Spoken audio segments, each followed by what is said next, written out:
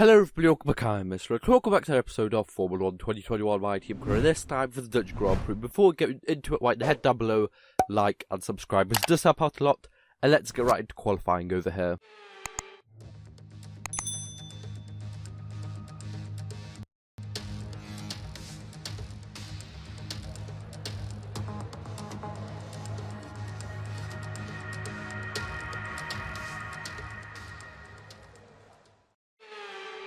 So here we are out for my flying lap around the circuit of Zandvoort. Of course, first time in this season that has been used for about 30 years, I'm pretty sure. The last Grand Prix, I think it was 1982 or something around there. So it has made a return after many years.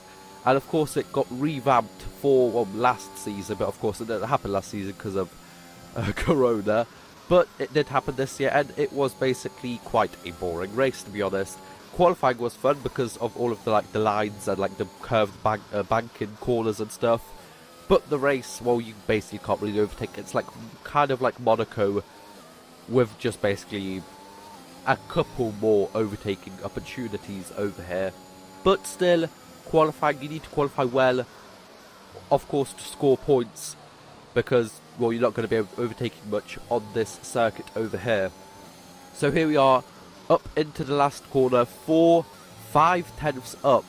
We are currently in P20, so not looking too good, and the car didn't feel too good at all throughout this whole qualifying session. We crossed the line, and we might have gotten, what was that, 4 tenths, 5 tenths, but it's only good enough for P18, so that is going to be a challenge for us to get even anywhere close to the points. But I guess we are going to try our best with Valtteri Bottas on pole, Ricciardo in second, Hamilton in third.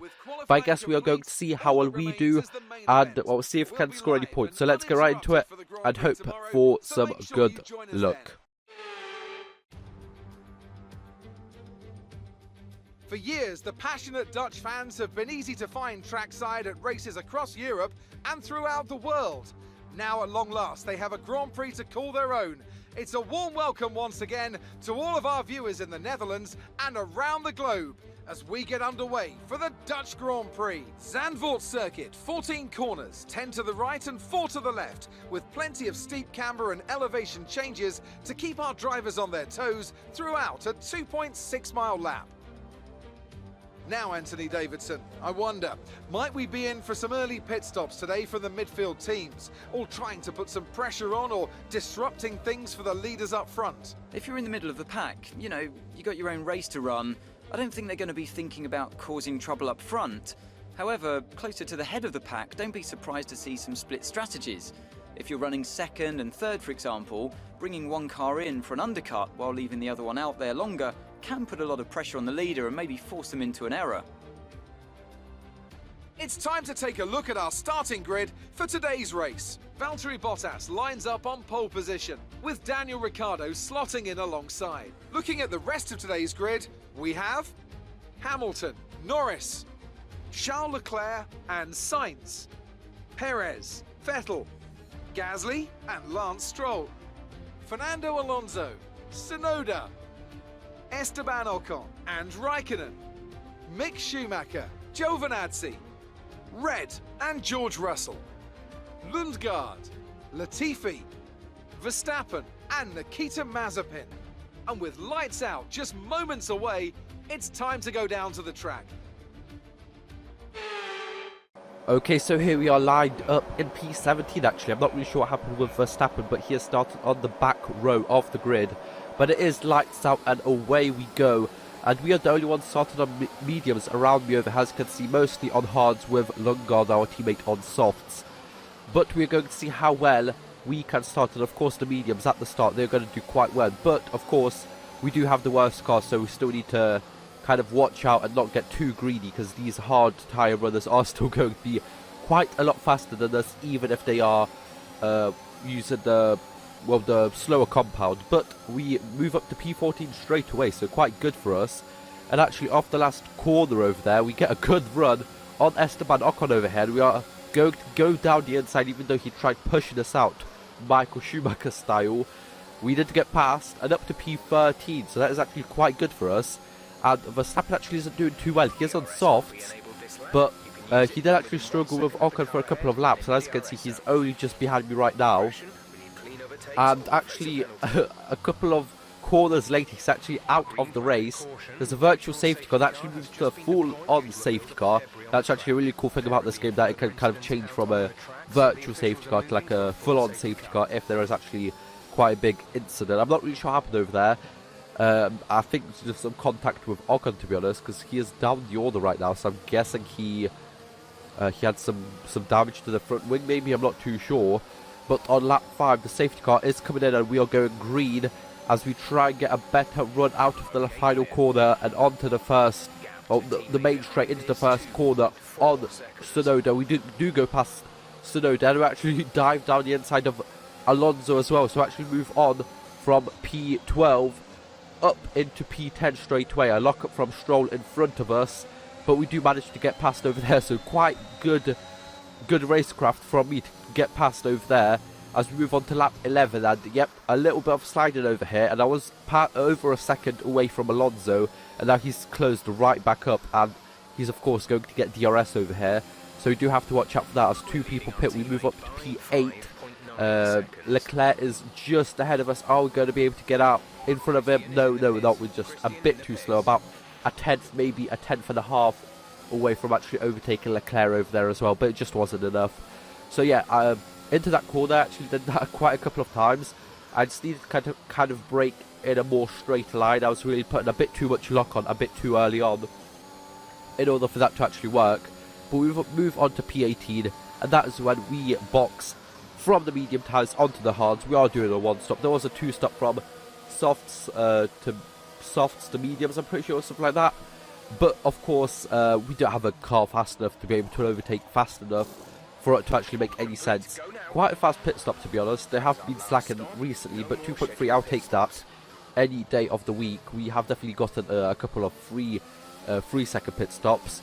But there we go, out as quickly as possible, but just about a tenth and a half slower than what we needed to get past Mazepin straight away. But we lose out of the final corner because I was using the ERS to try and get past Mazepin as quickly as possible, because even though we are the second slowest car, we're still quite a lot faster than the Haas cars, who are the slowest cars at the moment in the R&D chart, as two people picked, Russell and Perez actually, so quite far down the order for Perez. I'm not really sure what happened to him, but we move up to P14, a lap later Tsunoda and Raikkonen pit, so we move up to P12, and Alonso does actually overcut us, which is quite interesting, to be honest. He had a lot of tyres, life left in those hard tyres, I guess, but actually on lap 28, first Fernando Alonso, then Mick Schumacher actually DNF. As you can see, there's Alonso over there. He must have had some sort of mechanical problem with an engine or something. I'm not really sure what happened with Mick Schumacher, but actually, I think he actually pit, because when we go past here, it says pass Schumacher when we get past the pit, so I'm pretty sure he just pulled in and retired in the pits, basically. So it must have been some sort of double kind of mechanical problem for the both of them, which is quite interesting. Of course, two different engines, two completely different cars, the Haas and the Alpine over there, of course, using Renault and Ferrari engines respectively, as we get a really good restart over here. Dive down the inside of Tsunoda, Stroll and Gasly. I'm pretty sure that was 3 cars dive down over there, as Vettel is right in front. But now this is a little bit of a problem in this game, and this is what we witnessed at Monaco. Well, not really, but when there's a safety car, lapped cars can't actually unlap themselves. So even though we were just like 20 seconds ahead of our teammate over there, now we are a full lap ahead. Sainz with a problem over here, he goes out. He is actually going to carry on, I'm pretty sure. But we move up to P7, so here you go, from Carlos Sainz's view over here. I'm not really sure what happens over here. He doesn't really like lose power, but he just kind of, I don't know, can't turn in. I'm not really sure. That was quite weird over there. But we move on to the last lap, nearly lose it over there, but we are still in P7. We do got to watch out for Gasly over here. But it's quite interesting to see what happened with Sainz over there. I really have no clue what happened. And of course, with the lapped cars under the safety car, I really think that they should do that, because if we were just gotten lapped by Bottas, whoever's leader right now, yeah, he won. If we were lapped by them, we would have actually lost a whole lap to, even if we were like a couple of seconds behind someone ahead behind someone that hasn't been lapped before, so I really think that they should change that about the game. But there you go, P7. I'm pretty sure our second best result. I'm pretty sure we got a P6, so this is the second best. Huge points for me and the team, so really good race for us over here. Many doubted whether they could pull off the win here in Zandvoort, but they have done, and done it in spectacular style. Anthony Davidson, what helped them deliver this result, do you think? Without a doubt, the safety car changed everything today. The key to their success was keeping calm and reacting to the situation quickly.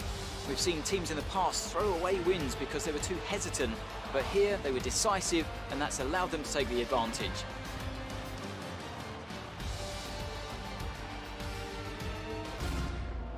After an excellent performance at the Grand Prix, I'm sure there'll be plenty of celebrations tonight amongst the Mercedes team, and they certainly deserve it.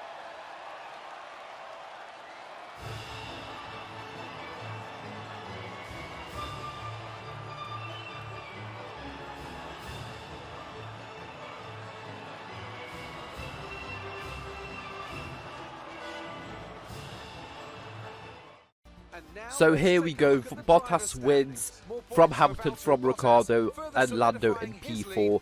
We go from P17 to P7, so absolutely huge points. 6 points is absolutely huge for us. We will move up to P9, I'm pretty sure, from about P12.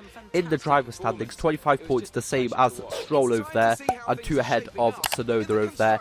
In the constructors, we pull away from Alpine by 10 points, that is massive, but we lose ground to Aston Martin and AlphaTauri, so I'm pretty sure we're going to be fighting for P7, nothing more, nothing less. But I think that is going to be it. So hope you guys enjoyed. Like, share, subscribe. We'll see you guys next time. Bye bye.